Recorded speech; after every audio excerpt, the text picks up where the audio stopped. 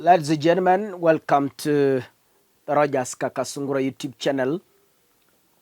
A big thank you to those who are supporting this platform. May God bless you.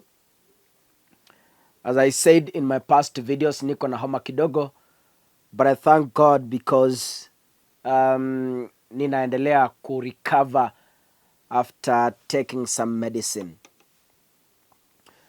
Wakenya wanafinywa kila upande. And Wakenya tunafinywa at the expense of greedy politicians. In this world, the problem is not about money.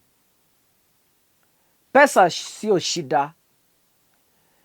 The problem lies on the expenditure. How do you spend your money? That is where the whole problem is.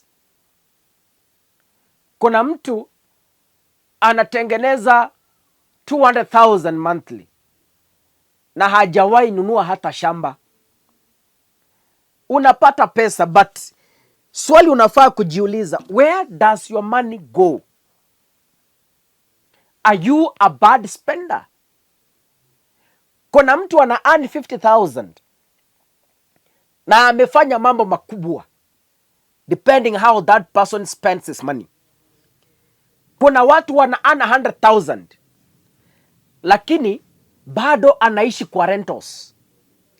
Hajawahi fikiria hata kujenga nyumba, asave pesa. You earn 100,000 in a month, for instance. Unaishi nyumba ya 15,000 in a month. In 10 months, hiyo ni 150,000.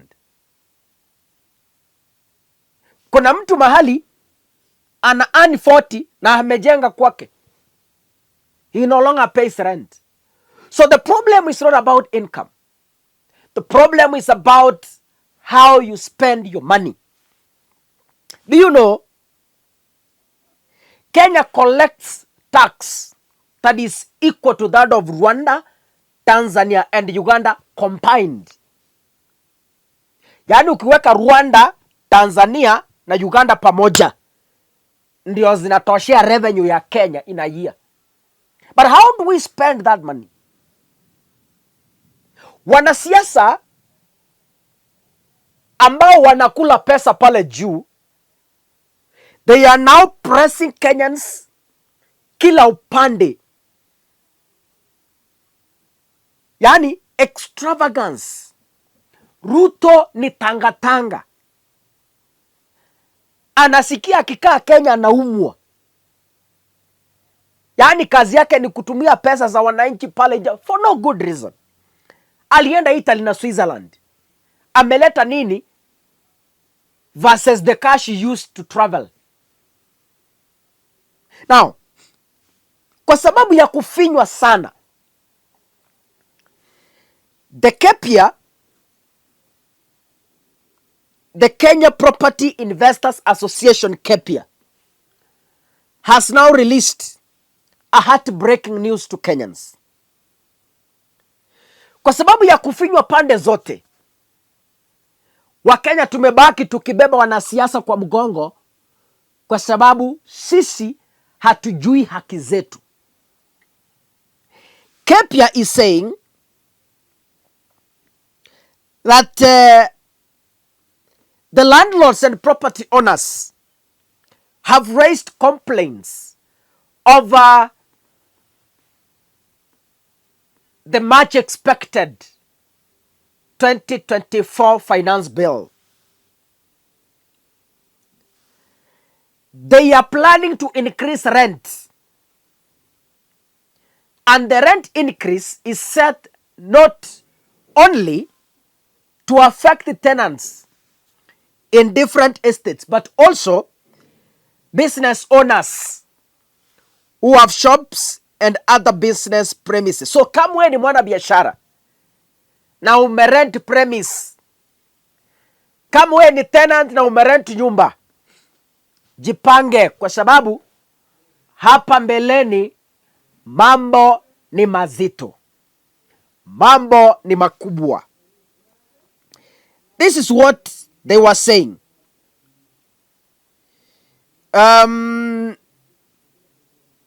Ephraim Murigu, the Secretary General of the association, this is what he said today. And I want to read.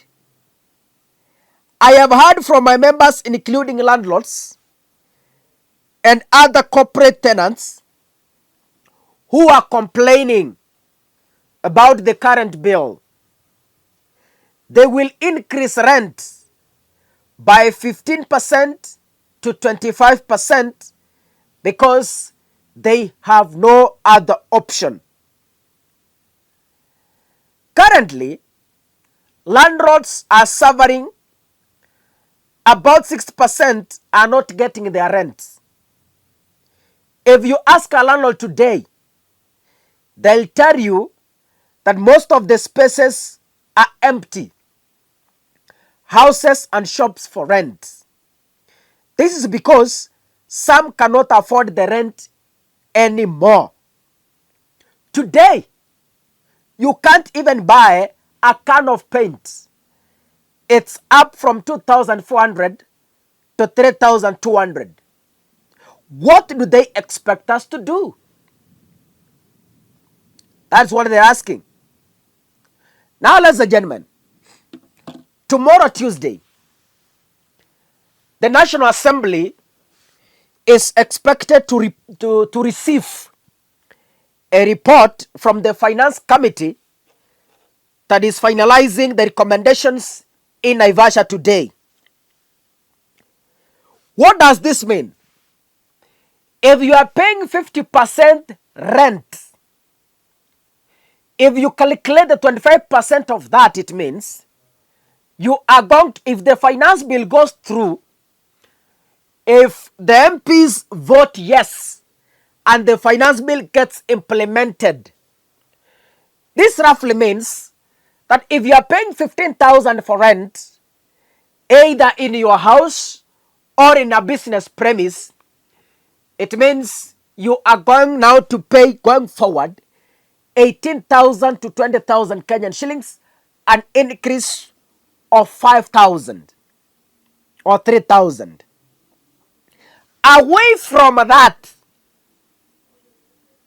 William Ruto is also waiting for you. So you pay tax to the landlord, you pay tax to the government, and you pay tax for transacting that money. You also pay tax for boarding a matatu from your home to the business, or boarding a motorbike from your home to your business premises. So it's all declassified. It is confusion galore. Everything in the Republic of Kenya is being subjected into taxation. Umesikia the SG amesema much of the premises are empty. People have closed down businesses. Why? They are unable to afford rent. The Kenya Kwanza government is collecting close to 23 billion US dollars annually. Hii pesa inaenda wapi jameni? And they want to tax us more. Ukiangalia Rwanda, Tanzania and Uganda, one, Kenya looks poorer than those three countries. Yet we collect more tax. Yani tax ya Kenya is able to fund Tanzania, Rwanda and Uganda every year. Let me show you something which politicians can't tell you. Let me give you the statistics, the rough estimates. This is not actual figures. But allow me to give you, I was looking at the estimates here and I came across this.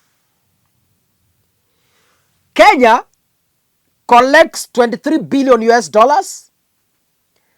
Tanzania collects 12.5 billion US dollars. Uganda collects 7.5 billion US dollars and Rwanda 2.5 billion US dollars. If you add Rwanda, Uganda, and Tanzania, they collect a total of 22.5 billion, which is even below the Kenyan revenue collection of 23 billion US dollars, ladies and gentlemen. Where do we take this money? Tunachukua wapi? The problem is not income. Kuna mtu anakula 5,000 na anaishi maisha mazuri. Kuna mtu anakula 10,000 kama mshahara na ako sawa. Kuna mtu anakula 100,000 lakini after 1 week amemaliza zote. He can't develop.